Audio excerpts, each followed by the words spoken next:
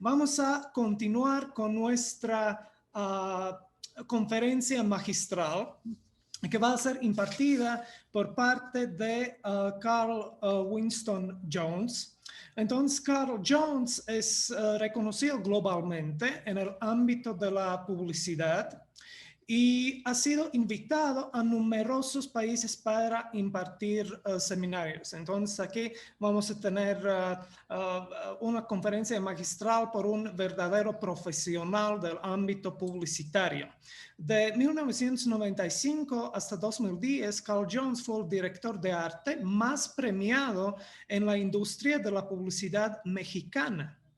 Y en 2012 fue seleccionado por Strategy Magazine como uno de los 20 mejores directores creativos canadienses, ganando más de 500 premios y reconocimientos.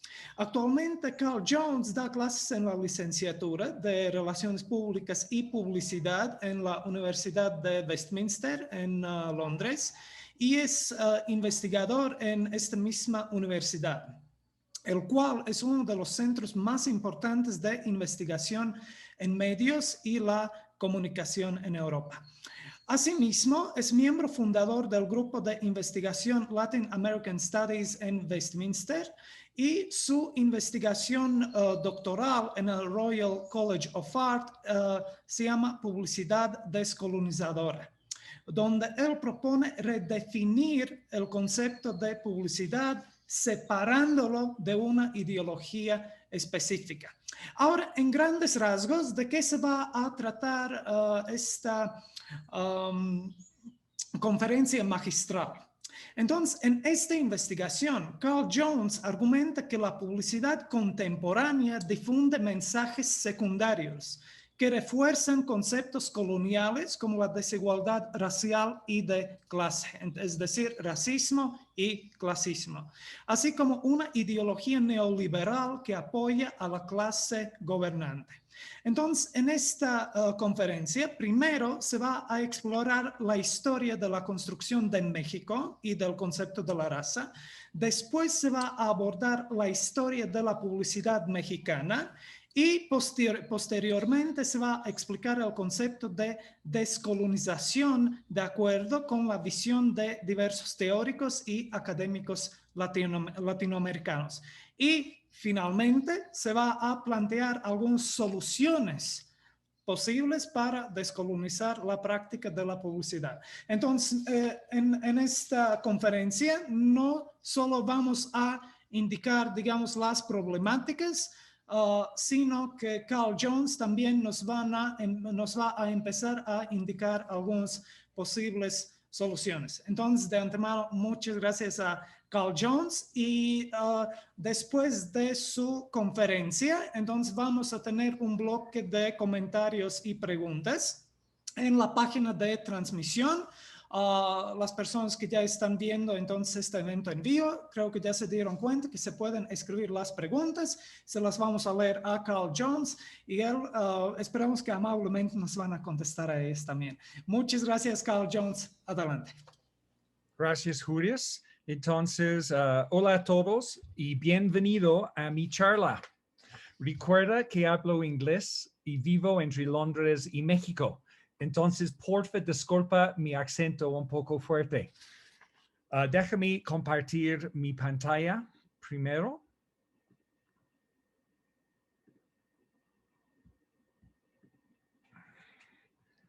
Ok, Juris, ¿todo está bien? ¿Puedes ver mi pantalla? Sí, todo está perfecto. Adelante. Ok. Muy bien. Entonces, en mi investigación actual, planteo que la publicidad es una forma de colonización.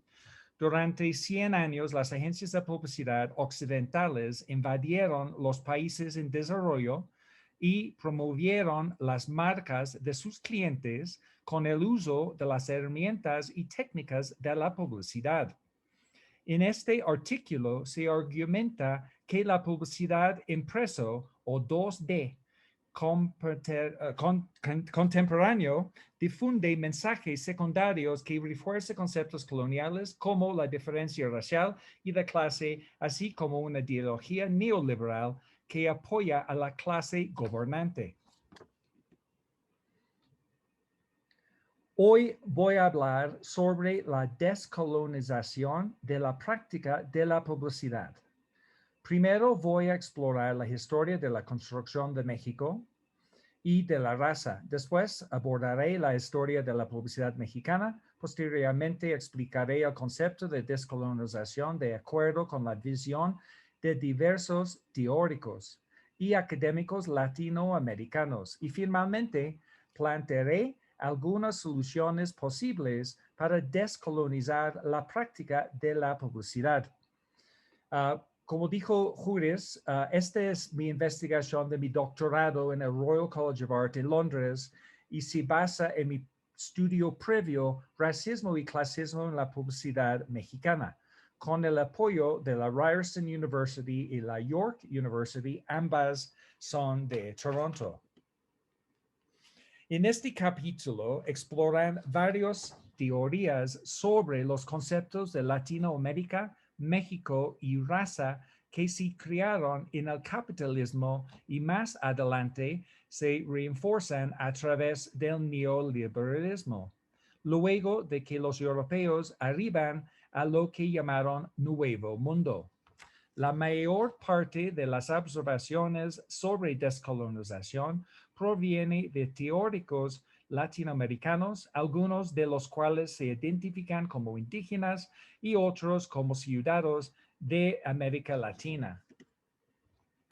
Latinoamérica, de acuerdo con el teórico argentino Walter de Mignolo, en su libro de 2005, La idea de América Latina, es un mito construido. Es un mundo creado a través del colonialismo y la modernidad. Esta idea se basa en el proyecto de investigación del antropólogo Arturo Escobar, quien establece que el capitalismo, como lo conocemos hoy en día, es la esencia de la concepción tanto de la modernidad como su lado oscuro, el colonialismo. Mignolo reconoce que ya no tenemos el dominio colonial abierto de los modelos español y británico, y lógica del colonialismo permanece vigente en la idea del mundo que se ha construido a través de la modernidad colonialismo. En mi artículo, en lo que estoy diciendo, la idea es la de la superioridad blanca reflejada en los anuncios impresos.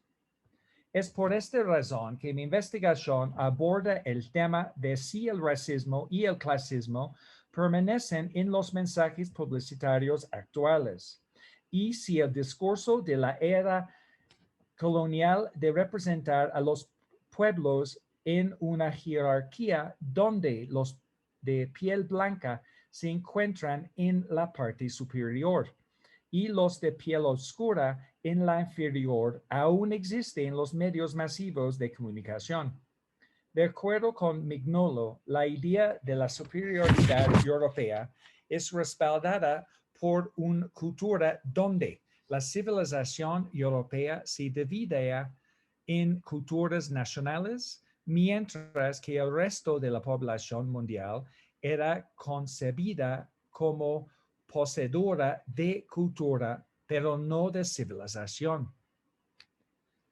A través de la construcción de Latinoamérica, la colonización demandó que la clase gobernante creara un sistema de clasificación para marginar ciertos conocimientos, lenguajes y seres. De esta manera, la toma de tierras y el control de poblaciones requirieran la construcción ideología simultánea del racismo y la aparición de pueblos indígenas en países conquistados impulsó una clasificación y rango de la humanidad. El orden natural de la humanidad no fue creado por Dios, sino por la percepción de hombres cristianos, blancos y europeos. Este pensamiento llevó a las pinturas de castas, que clasificaba a todos los pueblos de Latinoamérica en grupos raciales. Las castas establecían una clasificación de niveles representada a través de pinturas, las pinturas de castas. Cada imagen describe a una pareja y sus hijos mostrando el color de la piel, los accesorios, los costumbres y el entorno. Estas visiones diseñadas y plasmadas favorecían a los nacidos en España, como se muestran en la primera imagen, donde las figuras peninsulares se presentan de una manera dignificada, muy distinto de las pinturas de la pareja con mezcla de razas que muestran a un indígena regañando a una mulata que tiene a un hijo sobre su espalda. La idea de la pureza de sangre ayudó a los españoles a justificar su dominación política y económica sobre los pueblos indígenas, de modo que los colonizadores y los mestizos asumieron la idea de la superioridad con base en sus raíces biológicas y culturales, alcanzando posiciones de poder y prestigio, a diferencia de los indígenas que aceptaron el supuesto de su inferioridad. Por esta razón existe la división entre los mexicanos de piel clara, quienes representan la cima de la jerarquía, y los indígenas de piel oscura, que se ubican en el extremo inferior del espectro. La creación de casas dio que en una situación muy específica en la que ser blanco latinoamericano en vez de latino francés, por ejemplo, era no ser suficientemente blanco, como queda claro actualmente cuando los latinoamericanos blancos migran a Estados Unidos. Esta información revela que incluso entre los blancos hay diferentes niveles de blancura. En México, los pueblos indígenas no han sido borrados y el mestizaje es parte de la construcción del mito de México moderno. Los pueblos indígenas representados por los zapatistas han intentado tener presencia y voz para proteger su cultura del capitalismo, el colonialismo y la modernidad. Después de la Revolución de 1910, la identidad de Estado-Nación de México se basó en que todos los mexicanos eran. Sin embargo, la historia favoreció un tono de piel claro con base en la teoría de José Vasconcelos de la raza cósmica, que él describió como una mezcla de españoles y indígenas. Mignolo observa que cuando surgió la idea de Latinoamérica en el siglo XIX no incluyó la cosmología indígena y siempre volteó hacia Europa. Los mestizos provenían de una mezcla de sangre, pero eran puro de mente. La cultura y el conocimiento indígena originales fueron excluidos de la construcción principal de la identidad mexicana. Sin embargo, se reconoce una versión más romantizada del pasado mexicano como una lucha heroica y revolucionaria, pero no se presenta como parte de una sociedad moderna. El colonialismo combinado con el capitalismo fue la base para la creación del racismo. De acuerdo con el académico Lumba, el colonialismo fue el medio por el cual el capitalismo alcanzó su expansión global. El racismo siempre facilitó este proceso y estableció la vía para el logro de ese propósito. Mediante la jerarquía y la clasificación de los ciudadanos en diferentes categorías, se creó el sistema a través del cual el capitalismo pudo florecer y expandirse hasta llegar a ser lo que es hoy en México.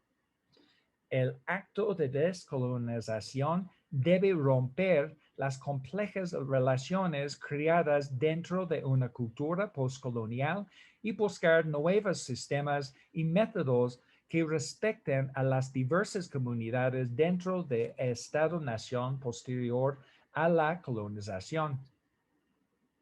Los neoliberales llegaron al poder en México a finales del siglo XX y, de acuerdo con académico Nieto, no mejoraron la vida de los pueblos indígenas, sino todo lo contrario.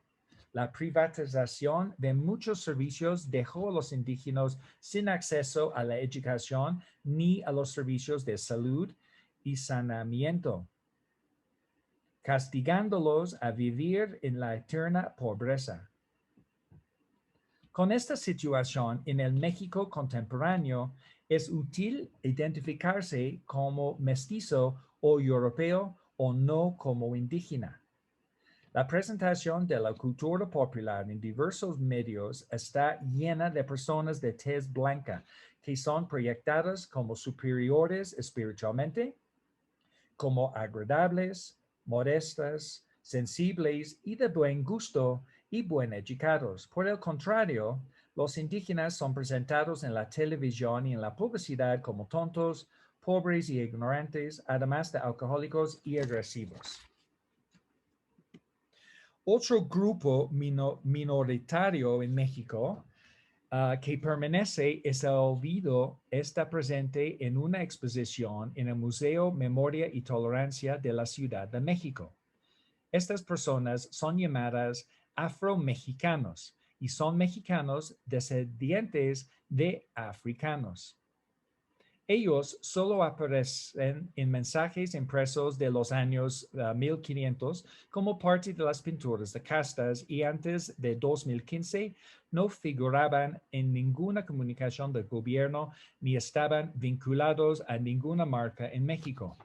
Básicamente, estas comunidades han sido borradas de la narrativa mexicana oficial durante 400 años, aun cuando, de acuerdo con Mexican News Daily, hay 1.4 millones de personas que se declaran como afro-mexicanas en la encuesta intercensal de 2015, después de la cual el gobierno mexicano creó la campaña de concientización pública, #SoyAfro, me reconozco y cuento, por parte del Consejo Nacional para Prevenir la Discriminación, CONAPRED.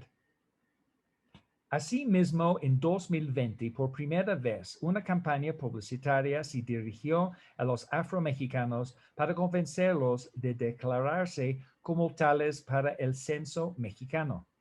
La campaña se lanzó en la prensa escrita y en los medios de radiodifusión en áreas de los cuales existe una nutrida población afromexicana, como son los estados de Guerrero, Oaxaca y Veracruz. En el julio de 2019 se publicó un estudio de Oxfam México titulado "Por mi raza hablara la desigualdad", en el cual se revela que la gente de piel morena y oscura tiene menos probabilidad de ascender el 20% de la capa superior de la sociedad mexicana. Es importante hacer notar que hay mexicanos de clase alta que tienen la piel oscura. Tener la piel blanca no garantiza la clase. Hay una frase popular, güero de rancho, que significa personas blancas del campo o, en otras palabras, un blanco sin clase. Como acabamos de ver, la construcción de Latinoamérica incluye la construcción de la raza. Las jerarquías raciales aún existen. Ahora me gustaría hacer un breve recuento de la publicidad mexicana y cómo se vio influida por las políticas gubernamentales y neoliberales. Empresas extranjeras como General Electric, cuando entraron al mercado mexicano en la primera mitad del siglo XX, crearon mensajes publicitarios para desarrollar el consumerismo.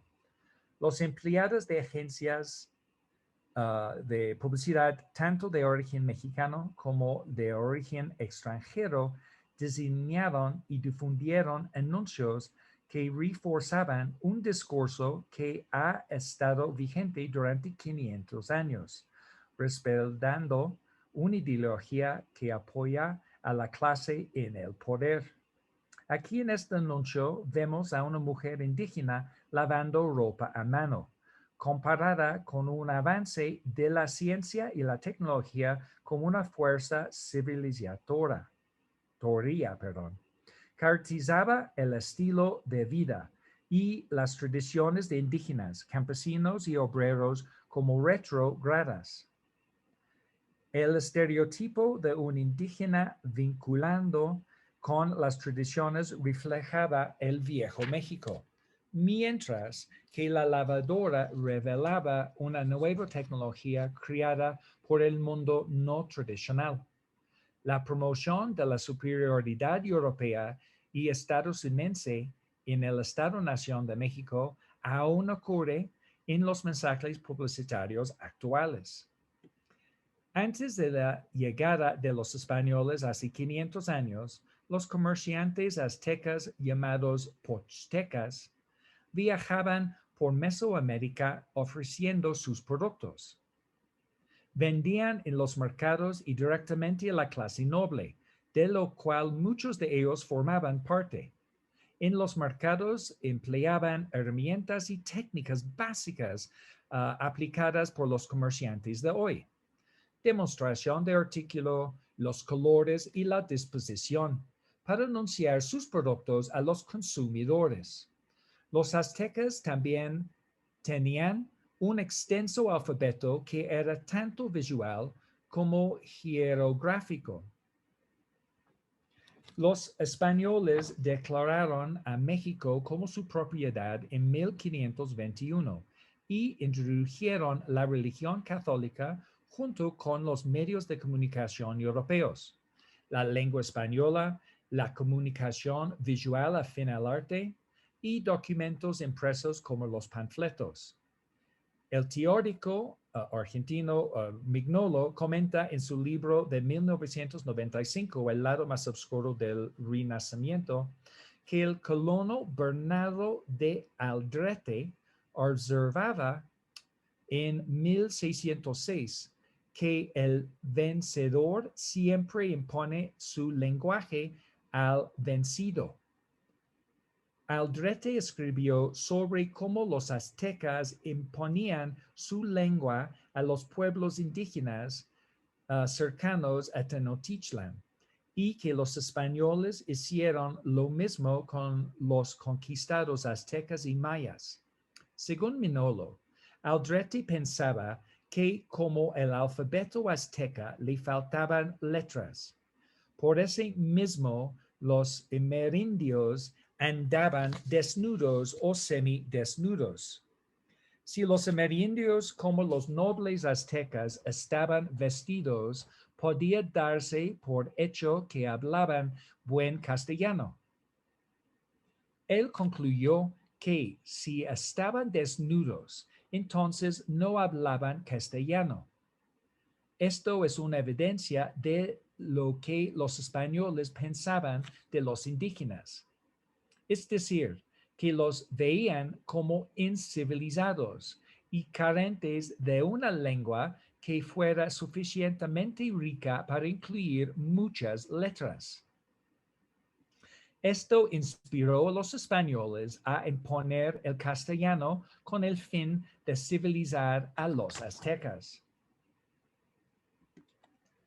Mignolo concluye que forzar a los amerindios a adoptar la lengua española y la religión católica contribuyó a eliminar su cultura de su identidad. Cuando México se independizó de España en 1810, comenzaron a aparecer marcas y nuevos consumidores empezaron a crear su identidad social mediante la adquisición de bienes. La idea de gente adquiriendo marcas para construir su identidad permitió a los anunciantes diseñar mensajes publicitarios que sacaron provecho de la construcción de identidad, con el fin de vender productos específicos como ropa o accesorios. Educar a la población colonizada sobre cómo entender conceptos a través del conocimiento del español y de las imágenes de respaldo ayudó a generar una situación en la que podía crearse una narrativa publicitaria para difundir mensajes a los nuevos consumidores en un formato impreso. Estos mensajes podían ser panfletos, letreros de tiendas, vitrales de iglesias o pinturas de castas. La reconstrucción del México moderno por parte del gobierno mexicano se realizó a través del uso del consumo y la prosperidad material como sinónimos de democracia y identidad nacional. De acuerdo con el académico mexicano Julio Moreno, en su libro Yankee Don't Go Home, el poder detrás de la revolución del consumidor fue apoyado por académicos, agencias de publicidad, funcionarios del gobierno y ejecutivos de negocios, con el respaldo del gobierno y las corporaciones de Estados Unidos. Daniel Cosío Villegas, un intelectual mexicano, escribió que los españoles impulsaron la narrativa de las riquezas de México, y Moreno afirma que los recuentos de la riqueza de México sirvieron como un distintivo de orgullo criollo hasta o hacia el siglo XVII. Esto justo antes de que los liberales de la Revolución Mexicana continuaran explorando las riquezas nacionales y vinculando a México como la economía mundial a través de grandiosas participaciones en las ferias mundiales. Este proceso del pensamiento se adaptó después de la iniciada la Revolución en 1910. Cuando los liberales se vieron forzados a filtrar la búsqueda de un capitalismo industrial moderno por parte de México, a través de la retórica nacionalista y revolucionaria. Moreno observa que el gobierno revolucionario y los líderes empresariales trabajaron conjuntamente para crear un mito que fuera capaz de vincular la versión romántica del campo y el estilo de vida tradicional al mismo tiempo que se sugería la idea de que existían con el desarrollo capitalista industrial moderno. La Constitución Mexicana de 1917 creó programas que harían crecer la economía y promoverían las ferias de publicidad de todo el país en el centro de la Ciudad de México. Las agencias de publicidad de México comenzaron a abrir a principios de la década de 1920 con Gandara Publicidad y otras. En el año 1944 abrió sus puertas una de las más famosas y reconocidas agencias 100% mexicanas, Publicidad Augusto Elías. Estas agencias comenzaron a impulsar la publicidad y a demostrar que podía ser una práctica de negocios efectiva, con los dueños de empresas comerciales. Desde principios o hasta mediados del siglo XX, la publicidad en México trató de ayudar a las mujeres a liberarse de los roles de género tradicionales e incluso a convertirse en seductoras, adquiriendo lo último en cosméticos y a hacer una carrera al mismo tiempo que mandaba el mensaje de que las mujeres debían respetar la tradición como las obligaciones en el hogar y el matrimonio. Esto evidencia que la publicidad se utilizó en México para reforzar roles de género, demostrando que la colonización reinventa roles de género y estableciendo que junto con la raza y la clase, el género es un tema colonial. Según Moreno, de la década de 1930 a la de 1950, México fue un país dividido. Por un lado estaba la Ciudad de México, donde la publicidad era reconocida y impulsada, y por el otro se hablaba del campo, donde la publicidad no era importante.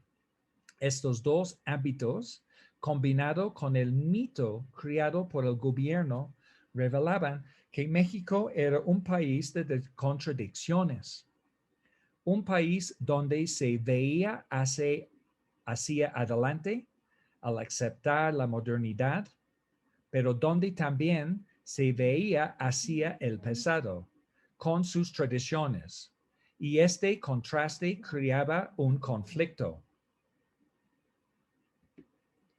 Edward Bernays, sobrino de Sigmund Freud y considerado por dos industrias creativas como el padre de las relaciones públicas y la publicidad moderna, planteó en su libro de 1928, Propaganda, que para tener democracia las masas debían ser controladas.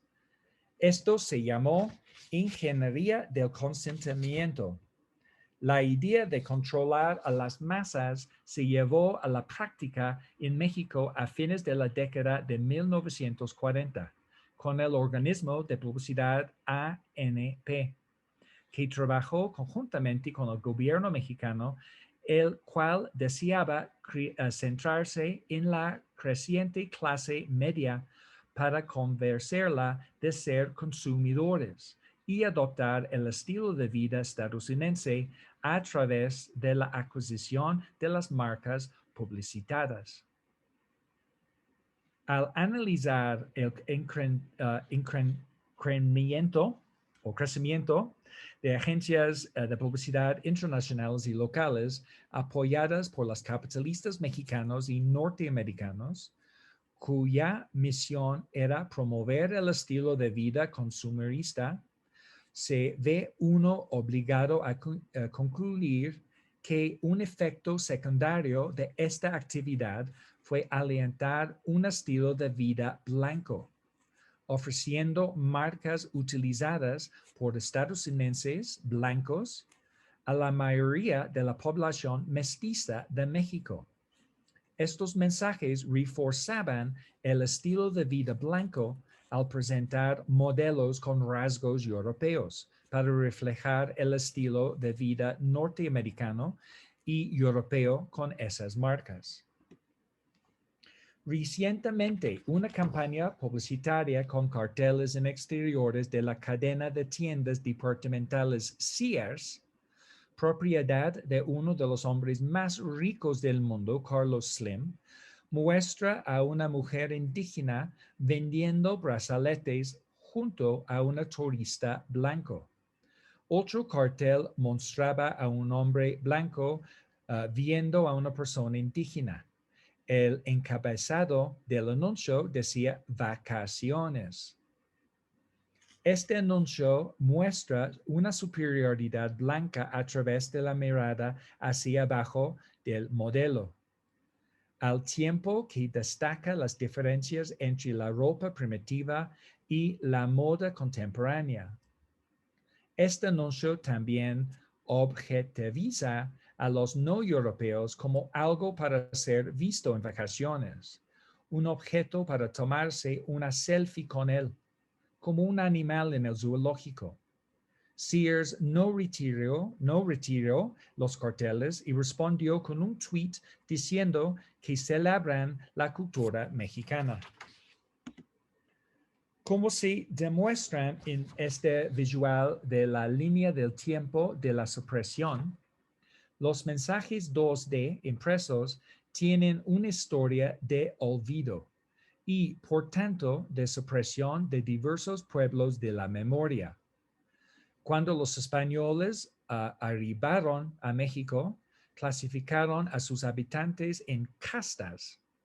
Sin embargo, con el paso del tiempo y con los medios de comunicación controlados por los capitalistas como el principal recurso para comunicarse con la población, ciertos grupos, como los indígenas y los afromexicanos, fueron marginados de los mensajes publicitarios, lo cual provocó que desaparecieron de la memoria. Hoy día, la publicidad aún refleja las jerarquías difundadas hace casi 500 años por medios de las pinturas de castas. Y quiero preguntar, ¿es posible crear mensajes 2D que no incluyan estereotipos racistas ni reflejen el sistema clasista? ¿Pueden los organismos autogobernados de la industria de la publicidad como ANP o el Círculo Creativo de México crear normas para regular sus anuncios o necesita intervenir el gobierno? En esta sección exploraré la descolonización como una teoría para respaldar el planteamiento de posibles soluciones a conceptos postcoloniales como la desigualdad racial y de clase, tal como se representan en la publicidad contemporánea. De acuerdo con el diccionario Oxford en línea, colonialismo es la política o práctica de adquirir el control político parcial o total sobre otro país, ocupándolo con colonos y explotándolo económicamente. Los españoles llegaron al Caribe por primera vez en 1492 y tiempo después enviaron ejércitos y colonos que se establecieron en las islas del Caribe posteriormente en lo que hoy se conoce como Latinoamérica, donde se beneficiaron de su tierra y sus pueblos. Sin embargo, este territorio no fue descubierto porque ya estaba habitado por pueblos locales como los aztecas y los mayas. El concepto de descubrimiento permitió a los europeos considerar esas tierras como nuevas y a su disposición. John C. Hawley escribe que la teoría postcolonial puede llamarse estudio postcoloniales o discurso colonial. Él hace la observación de que el libro que inició esta área del estudio fue Orientalism, de Edward Said, en 1978. En esta obra, Said plantea cómo el Occidente produjo una identidad geográfica y cultural, el Oriente, para consumo del mercado europeo. En la década de los años 80, la teoría fue desarrollada, madurada y seguida por otras 3 publicaciones. De acuerdo con Hawley, en la conclusión de estos 3 libros hay una pregunta implícita. Después de la teoría colonial, ¿qué? Raymond Betts, en su libro de 2004, Decolonization, observa que el término descolonización apareció por primera vez en 1930 y su uso se expandió en la década de 1960. Betts considera que la descolonización está terminada en el sentido político de la palabra. Por supuesto, se refiere a la palabra como se usaba cuando una potencia ocupante abandonaba a los conquistados y liberaba sus poblaciones, y éstas tenían que conformarse con lo que les dejaban. Un ejemplo del estilo son los británicos marchándose de Hong Kong. Sin embargo, el concepto de colonización se usa actualmente en varios ámbitos, como el feminismo y la información colonizadora. En el sistema también educativo, algunas universidades en el norte de América y Europa han abierto el debate sobre descolonización de la educación. Hoy día, la descolonización implica eliminar o reescribir leyes y conceptos creados por el pensamiento de la era colonial que aún controlan a la sociedad o influyen en ella. Una cuestión importante es cómo descolonizar la historia de la descolonización. La descolonización se ha planteado en muchas formas distintas y la pregunta es, ¿cuál es la correcta?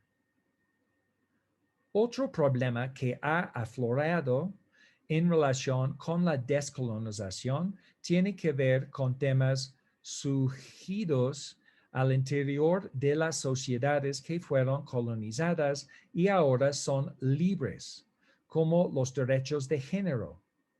Académico Asher se pregunta, ¿cómo las experiencias de los pueblos marginados y las epistemes invisibles informan de la lucha de descolonización?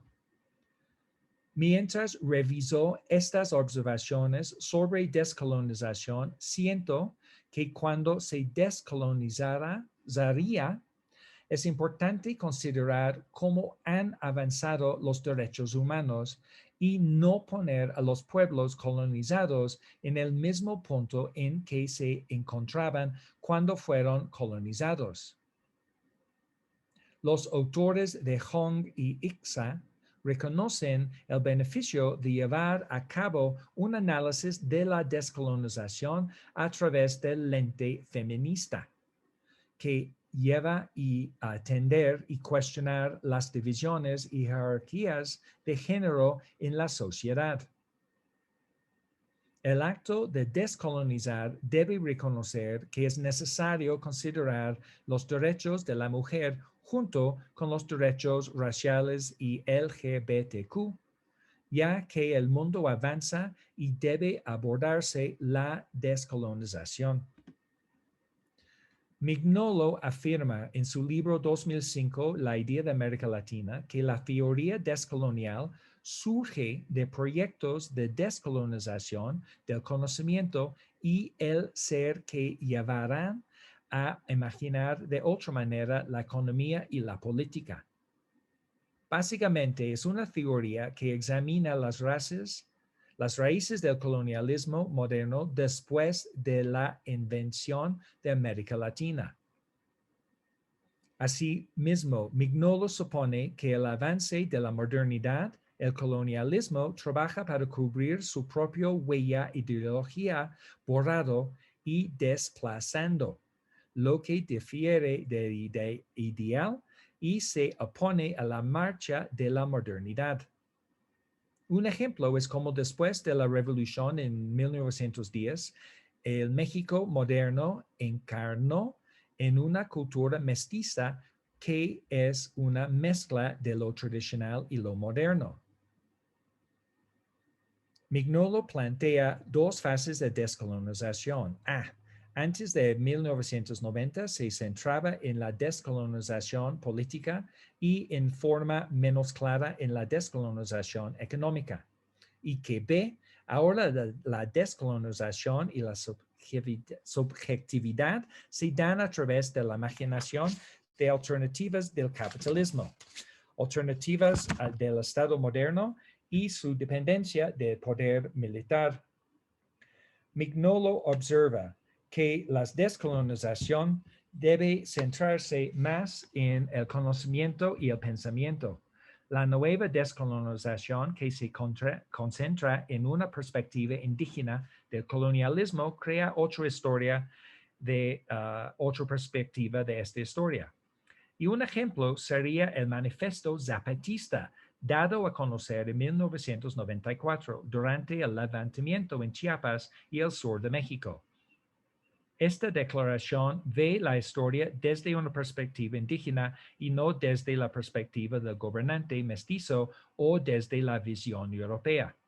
Una cultura postcolonial permite la existencia de diferentes narrativas cuando la historia no es contada por los dominadores, sino que se cuenta desde abajo.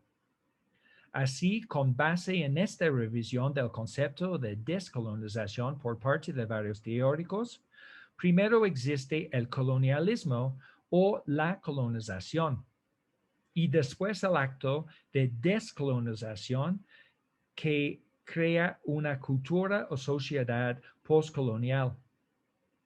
Esto lleva a la pregunta de cómo descolonizar.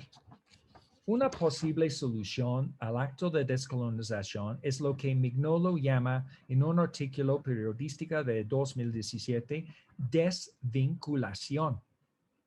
Después de los mediados de 1970, la idea de que el pensamiento también es colonizado y, por lo tanto, necesita ser descolonizado, se expresó en varias formas y en diferentes dominios disciplinarios. De modo que si el conocimiento es colonizado, una de las tres áreas de una de las tareas es descolonizarlo. Esto también puede realizar desaprendiendo. Así como aprendemos una forma de pensar colonizada, conscientemente la desaprendemos.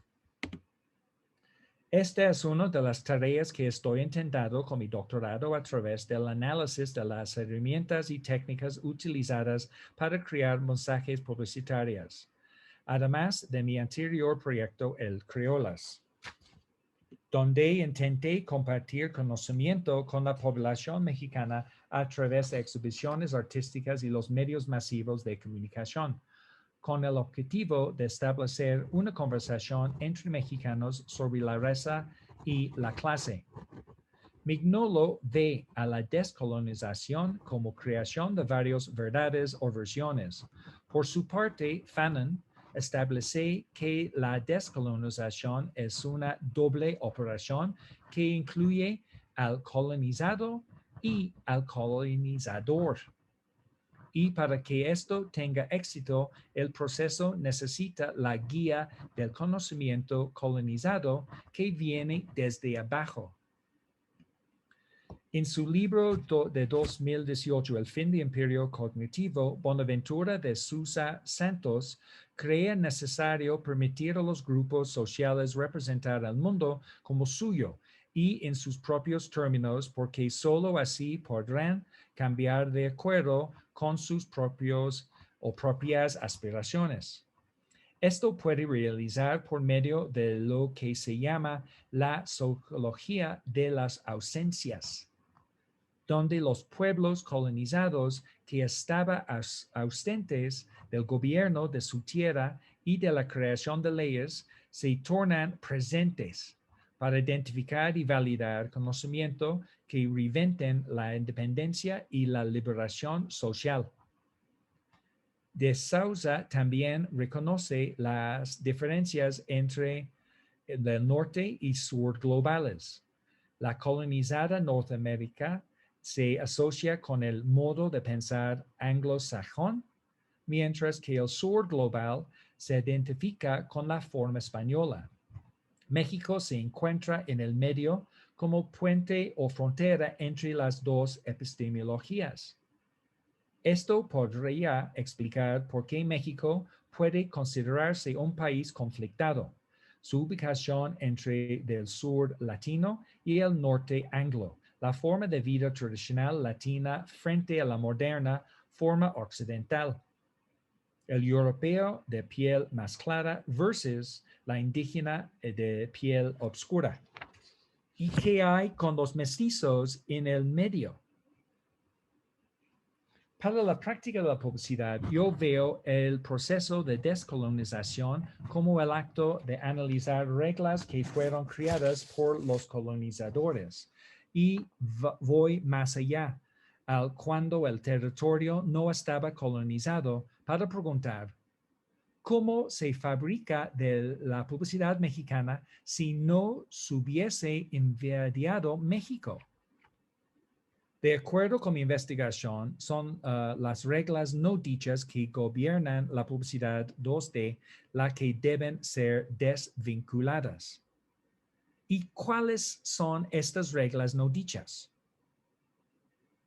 Descolonizar la publicidad significa que las agencias de publicidad produzcan mensajes que no reflejan un discurso racista ni clasista. Entonces, mi pregunta es, ¿los trabajadores de la publicidad necesitan desaprender para poder reaprender?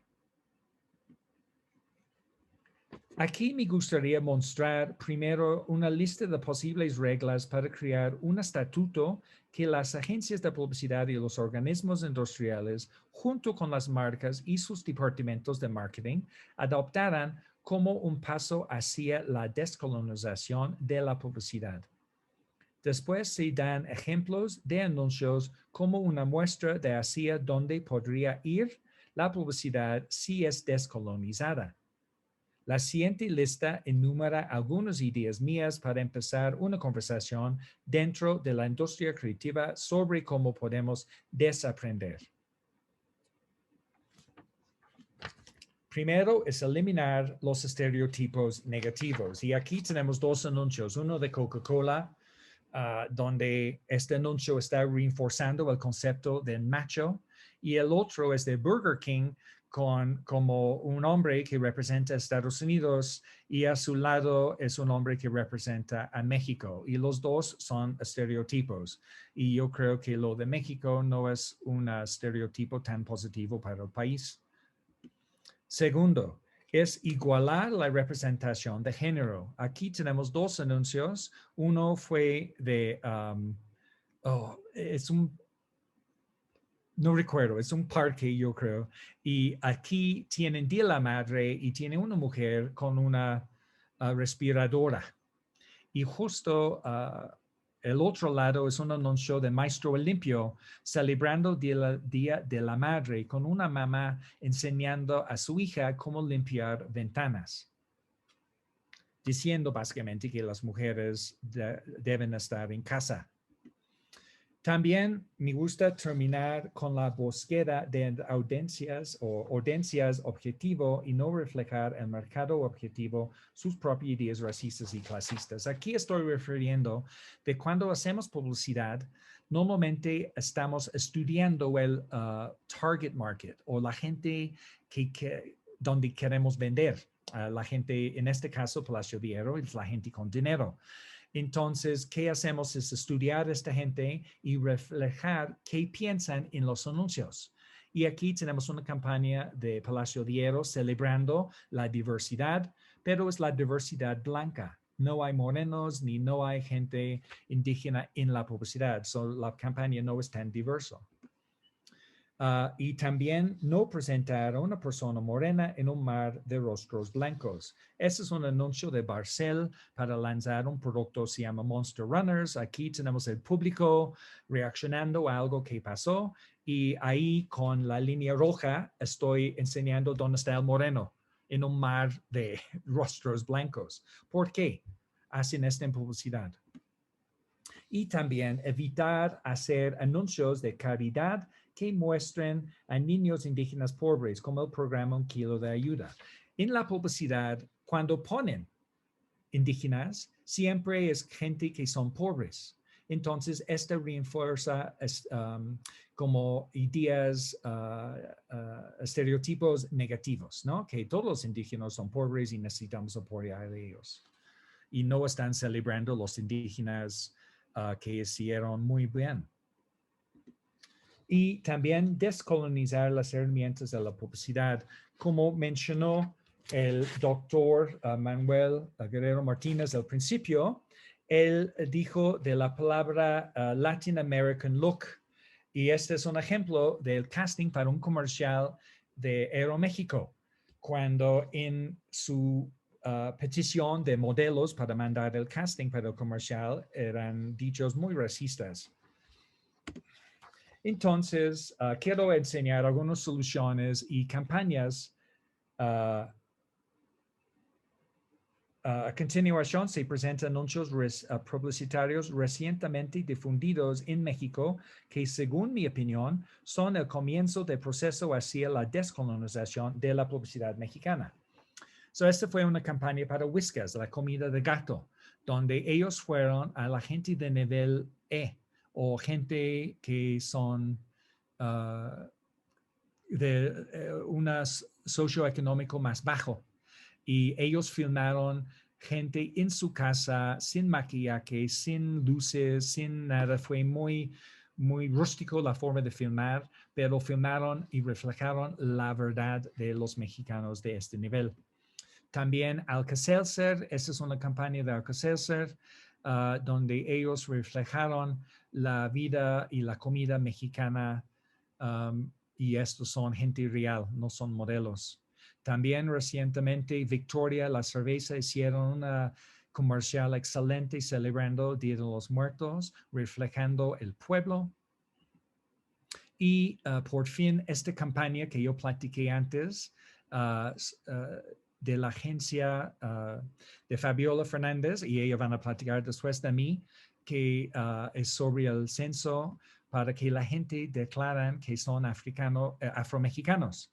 Y esta campaña es excelente para mí. También el uso de los medios tradicionales también. No todo es digital. Aquí estamos, aquí estuvimos, aquí estaremos. Somos afromexicanos, negros, negras, afrodescendentes. Una excelente campaña ahí.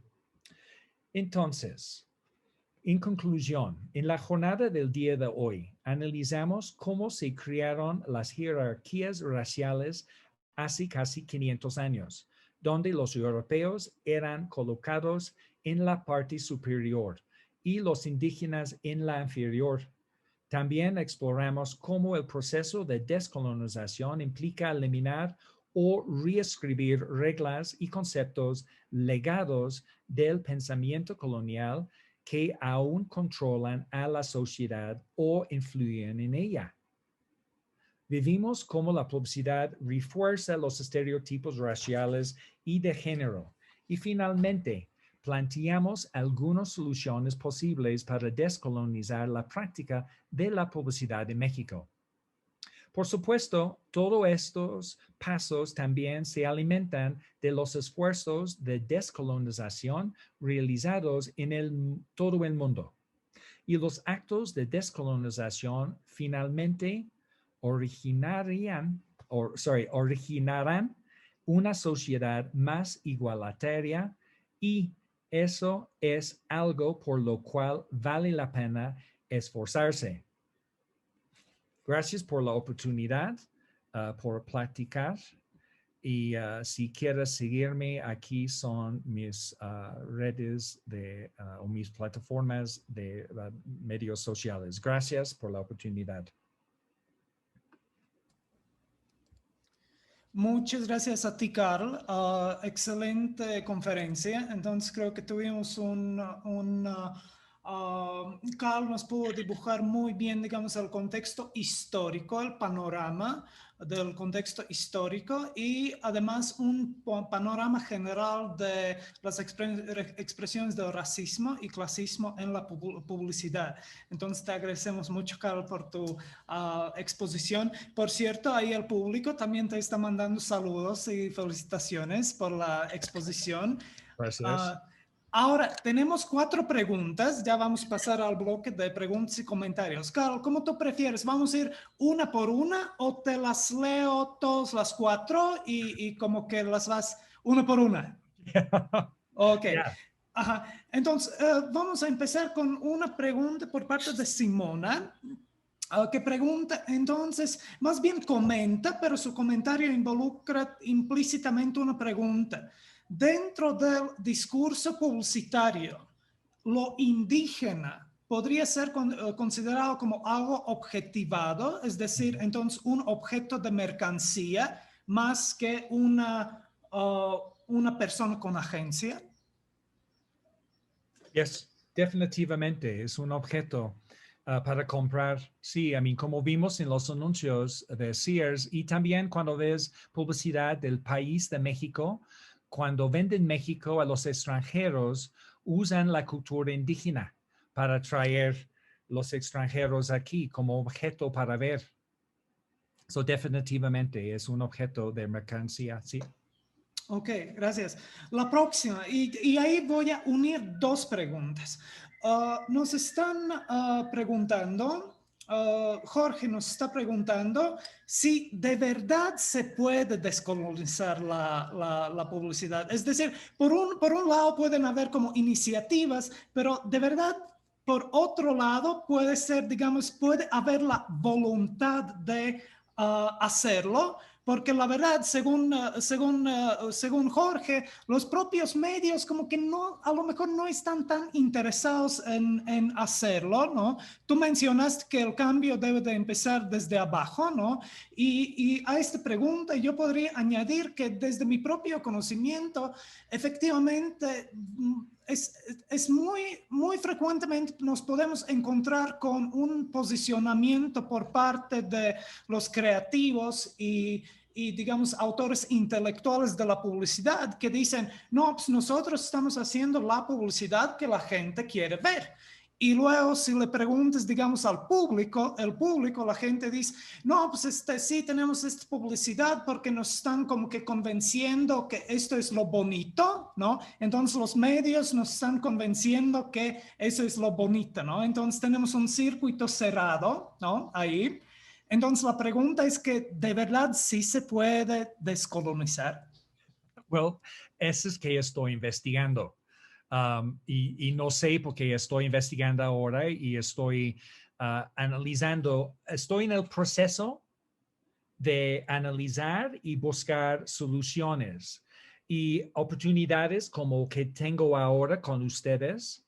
Y también yo voy a otras universidades en otros países para platicar de la influencia que tiene la publicidad. Y estoy hablando con gente muy joven.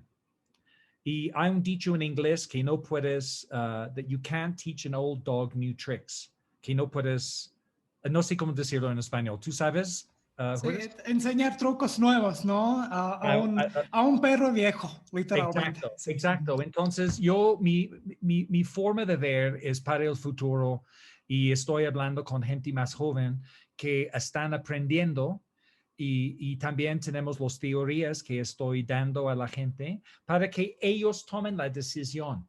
Yo no puedo cambiar el mundo, yo no puedo descolonizar la publicidad. Todo depende de los mexicanos, si ellos quieren o no. Entonces, solamente estoy dando la idea y mis investigaciones y ver si la gente está de acuerdo o no. También, como yo dije antes en mi presentación, de que en publicidad nosotros reflejamos qué piensan los mexicanos. Entonces, y los mexicanos, como yo acabo de explicar, tienen 500 años de difusión en los medios de comunicación que refuerza la superioridad blanca. Y esta beneficia a los blancos, pero no beneficia a la otra gente en México. Entonces necesitamos dar a ellos su voz. Y eso es que está pasando en Estados Unidos, como mencionó el doctor al principio, de George Floyd. Y vimos en las calles de la gente que tiene piel de color, están enojados. So necesitamos escuchar a ellos, dar a ellos una voz y ellos también platican de la publicidad y los medios de comunicación que siempre tiene estereotipos negativos y refuerza la superioridad de la vida blanca. Entonces, pero yo creo, yo soy blanco y cuando yo veo eso, yo soy de acuerdo. No es bueno porque yo tengo amigos, yo tengo estudiantes de todo el mundo y el mundo es globalizado right? Yo sé que Donald Trump no quiere ese, pero estamos viviendo juntos con el Internet. Entonces necesitamos tratar toda la gente igual. Entonces, las agencias de publicidad, vamos a ver si ellos quieren cambiar o no. Como dije, yo fui con el Círculo Creativo, que es el sindicato de los creativos de México, y yo platiqué con ellos. Yo estoy platicando con los jóvenes y vamos a ver si esta gente que crea la publicidad están de acuerdo y también ustedes como consumidores no compras productos de las marcas que son ofensivos y que refuerzan esas actitudes, estereotipos y negativos de la sociedad. ¿Me entiendes? Entonces vamos a ver. Podemos platicar en 10, 20 años, Judas, para ver si algo pasó, pero vamos a ver. Ok, perfecto. Otra pregunta. Ese intento de descolonizar o no, según tu opinión, ya que tienes muchos conocimientos, digamos, internos de cómo se construye el discurso publicitario, ¿tiene que ver con la diversidad dentro de los equipos creativos que hacen publicidad? Gracias. Yeah. Yo creo que necesitamos tener más diversidad en los creativos de México, definitivamente, pero también en los creativos, pero también en los jefes, la gente que toman las decisiones. Por ejemplo, en Estados Unidos, Nike, esa es una marca de zapatos que está apoyando mucho la cultura negra en Estados Unidos. Pero cuando analizas la compañía de Nike y ves la gente en posiciones de influencia, los vicepresidentes, la gente que están en cargos de departamentos, la mayoría son blancos. Entonces, necesitas practice what you preach. Necesitas hacer lo que estás soportando.